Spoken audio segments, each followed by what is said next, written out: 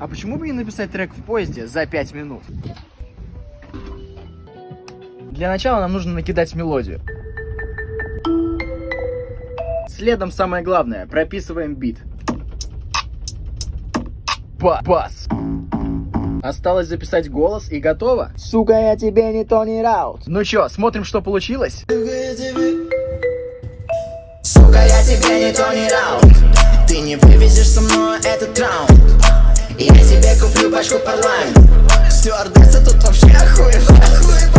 Еду я в Саратов за битами. Наш любимый таз тут боком валит. Твои треки для меня Титаник. Очень умный, сука, заболел.